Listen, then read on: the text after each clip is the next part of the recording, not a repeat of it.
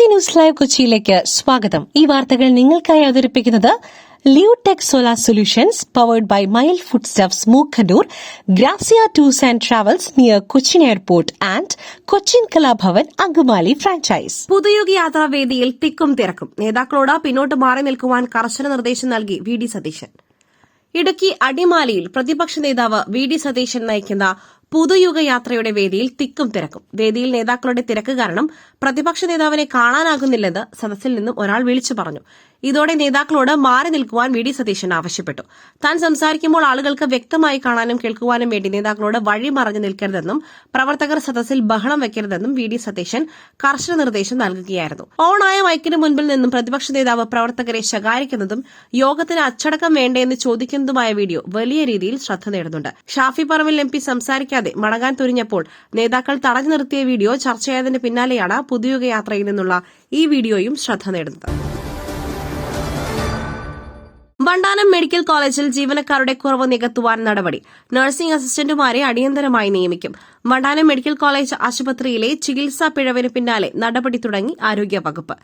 ജീവനക്കാരുടെ ഒഴിവുകൾ നികത്താനാണ് അടിയന്തര നടപടി. ജീവനക്കാരുടെ എണ്ണത്തിലെ കുറവാണ് ഉദരത്തിൽ മെഡിക്കൽ ഉപകരണം മറന്നുവച്ചതിലെ ന്യായീകരണമായി ആശുപത്രി അധികൃതരും ഡോക്ടേഴ്സും പറഞ്ഞിരുന്നത്. തൊട്ടുപിന്നാലെ പ്രശ്നം പരിഹരിക്കുവാൻ നടപടി തുടങ്ങി ആരോഗ്യവകുപ്പ്. കുറവുള്ള ജീവനക്കാരുടെ എണ്ണം അറിയിക്കുവാനും ഒഴിവുകൾ നികത്തുവാനുമുള്ള ഇടപെടൽ നടത്താനും Vandanam medical college principal circular ഇറക്കി. നഴ്സിംഗ് അസിസ്റ്റന്റുമാരെ അടിയന്തരമായി നിയമിക്കണമെന്നും വകുപ്പ് മേധാവിമാർക്ക് നിർദ്ദേശം. കൊച്ചി അമൃത ആശുപത്രിയിൽ ചികിത്സയിൽ തുടരുന്ന ഉഷ ജോസഫിനെ KC വേണുഗോപാൽ MP സന്ദർശിച്ചു. കത്രിക വിവാദത്തിൽ വിദഗ്ധ സമിതി ആരോഗ്യമന്ത്രിക്ക് സമർപ്പിച്ച അന്വേഷണ റിപ്പോർട്ട് അത്ഭുതപ്പെടുത്തുന്നതെന്ന് KC വേണുഗോപാൽ. SIയെ മർദ്ദിച്ചെന്ന പരാതി CPIM ലോക്കൽ സെക്രട്ടറി പ്രദീപിനെതിരെ കേസ്. തിരുവനന്തപുരത്ത് SIക്ക് നടുറോഡിൽ CPIM ലോക്കൽ സെക്രട്ടറിയുടെ ക്രൂരമർദ്ദനം. വെള്ളറട സ്റ്റേഷനിലെ പ്രിൻസിപ്പൽ SI അഭിജിത്തിനാണ് മർദ്ദനമേറ്റത്. സംഭവത്തിൽ വെള്ളറട പോലീസ് കേസെടുത്തു. ഇന്നലെ രാത്രി 9:30 വെള്ളറട ജംഗ്ഷനിലായിരുന്നു സംഭവം. കഴിഞ്ഞ ദിവസം വെള്ളറട ചൂണ്ടിക്കൽ ദേവീക്ഷേത്ര ഉത്സവവുമായി ബന്ധപ്പെട്ട് കൊടിമര ഘോഷയാത്രയ്ക്കിടെ ലോറിയിൽ സഞ്ചരിക്കുന്ന ഗാനമേള ഉണ്ടായിരുന്നു. ഘോഷയാത്ര വെള്ളറട ജംഗ്ഷനിൽ എത്തിയപ്പോൾ പോലീസ് ഇടപെട്ടു. ഗതാഗത തിരക്ക് നിയന്ത്രിച്ചു. ഇതിനിടയിൽ റോഡിൽ ഡാൻസ് ചെയ്തവരോട് മാറി നിൽക്കാൻ ആവശ്യപ്പെട്ടതാണ് തർക്കത്തിന് കാരണം.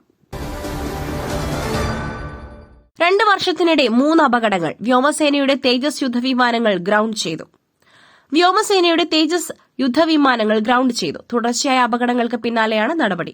ഈ മാസം 7-ന് ഒരു തേജസ് യുദ്ധവിമാനം കൂടി റൺവേ തെന്നിമാറി അപകടത്തിൽപ്പെട്ടെന്നാണ് വിവരം. പരിശീലന പറക്കലിന് ശേഷമാണ് തേജസ് യുദ്ധവിമാനം വീണ്ടും അപകടത്തിൽപ്പെട്ടത്. ഈ മാസം 7-ാം തീയതി ഒരു ഫോർവേഡ് ബേസിലായിരുന്നു അപകടം. നിസ്സാര പരിക്കുകളോടെ പൈലറ്റ് രക്ഷപ്പെട്ടു. എന്നാൽ വിമാനത്തിന് കാര്യമായ നാശനഷ്ടമുണ്ട്. സാങ്കേതിക തകരാറിനെ തുടർന്ന് വിമാനം റൺവേയിൽ നിന്നും തെന്നിമാറിയതാണ്. തേജസ് യുദ്ധവിമാനം ഉൾപ്പെടുന്ന 3ാമത്തെ അപകടമാണ് ഇത്. മറ്റൊരു രാജ്യത്തായിരുന്നുവെങ്കിൽ ബ്രഹ്മപുരത്തെ പ്രശ്നം ചർച്ച ചെയ്ത് പരിഹരിക്കുമായിരുന്നു ടോം M ജോസഫ്. ബ്രഹ്മപുരം ഇച്ഛാശക്തിയുള്ള സർക്കാരിന് വളരെ വേഗം പരിഹാരം കാണുവാൻ കഴിയുന്ന പ്രശ്നമാണെന്ന് Jain university director doctor Tom M Joseph. മാലിന്യ പ്രശ്നത്തിന്റെ പ്രധാന കാരണം പൌരബോധം കുറവായതുകൊണ്ടാണ്. ചെറുപ്പം മുതലേ പഠിക്കേണ്ട കാര്യങ്ങളാണിത്. മറ്റൊരു രാജ്യത്തായിരുന്നുവെങ്കിൽ ബ്രഹ്മപുരം 3 മണിക്കൂർ കൊണ്ട് ചർച്ച ചെയ്ത് പരിഹാരം കാണുവാൻ കഴിയുമായിരുന്നുവെന്ന് ടോം M ജോസഫ് പറഞ്ഞു.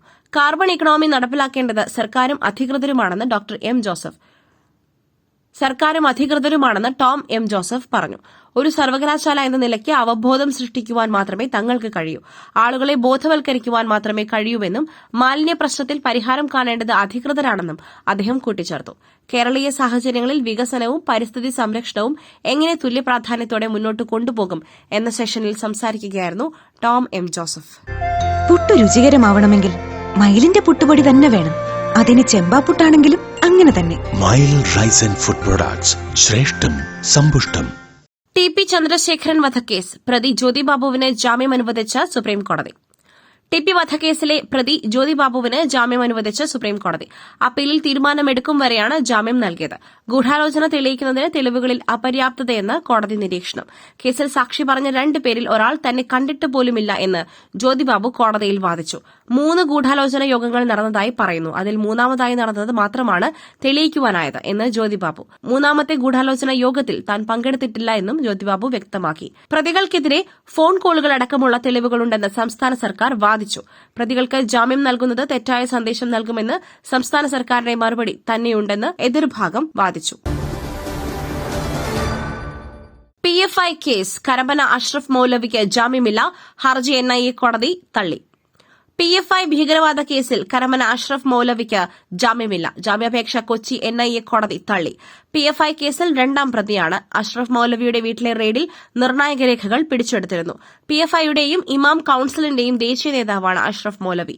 ദക്ഷിണ കേരള ജമിയത്തുൽ ഉലമ നേതൃപദവികളിലും ഇയാളുണ്ടായിരുന്നു. 2022 ഇസ്ലാമിക ഭീകരവാദ സംഘടനയായ PFIയെ കേന്ദ്ര സർക്കാർ നിരോധിച്ചത്. ഇതിന് പിന്നാലെ NIA PFI നേതാക്കളെ NIA അറസ്റ്റ് ചെയ്തിരുന്നു. ഈ സമയത്താണ് കരമന അഷ്റഫ് മൌലവിയും പിടിയിലായത്. ഇയാളുടെ വീട്ടിൽ നടത്തിയ പരിശോധനയിൽ നിർണായക രേഖകൾ കണ്ടെത്തിയിരുന്നു. മറ്റൊരു വാർത്തയുമായി കണ്ടുമുട്ടുന്നതുവരെ നന്ദി, നമസ്കാരം.